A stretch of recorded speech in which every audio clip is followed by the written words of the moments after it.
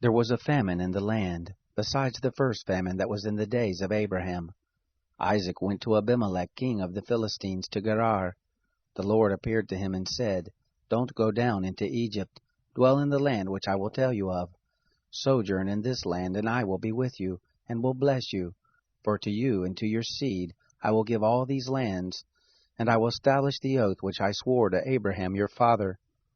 I will multiply your seed as the stars of the sky, and will give to your seed all these lands. In your seed will all the nations of the earth be blessed, because Abraham obeyed my voice, and kept my charge, my commandments, my statutes, and my laws. Isaac lived in Gerar. The men of the place asked him about his wife. He said, She is my sister, for he was afraid to say my wife, lest he thought the men of the place might kill me for Rebekah, because she was beautiful to look on. It happened, when he had been there for a long time, that Abimelech king of the Philistines looked out a window, and saw, and behold, Isaac was caressing Rebekah his wife. Abimelech called Isaac and said, Behold, surely she is your wife. Why did you say, She is my sister? Isaac said to him, Because I said, Lest I die because of her. Abimelech said, What is this you have done to us? One of the people might easily have lain with your wife, and you would have brought guilt on us. Abimelech charged all the people, saying, He who touches this man or his wife will surely be put to death.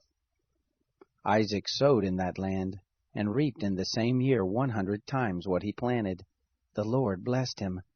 The man grew great, and grew more and more, until he became very great. He had possessions of flocks, possessions of herds, and a great household. The Philistines envied him.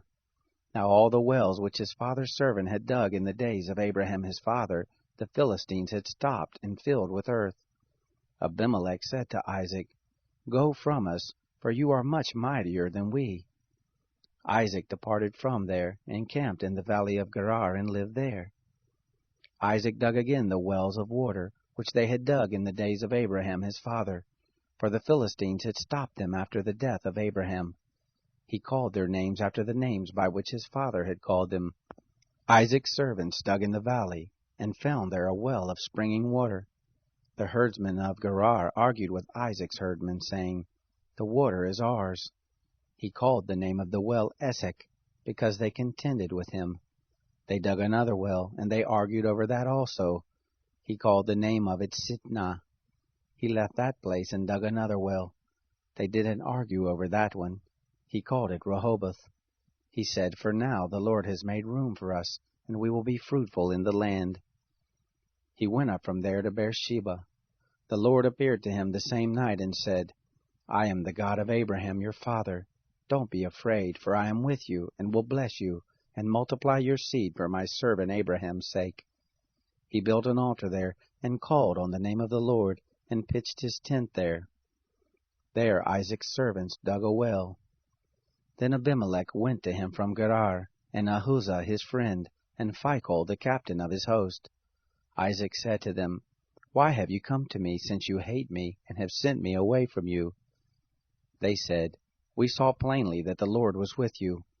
We said, Let there now be an oath between us, even between us and you, and let us make a covenant with you, that you will do us no harm, as we have not touched you, and as we have done to you nothing but good, and have sent you away in peace. You are now the blessed of the Lord. He made them a feast, and they ate and drank. They rose up sometime in the morning, and swore to one another. Isaac sent them away, and they departed from him in peace. It happened the same day that Isaac's servants came, and told him concerning the well which they had dug, and said to him, We have found water. He called it Sheba. Therefore the name of the city is Beersheba to this day. When Esau was 40 years old, he took as wife Judith, the daughter of Beeri the Hittite, and Basemath, the daughter of Elon the Hittite. They grieved Isaac and Rebekah's spirits.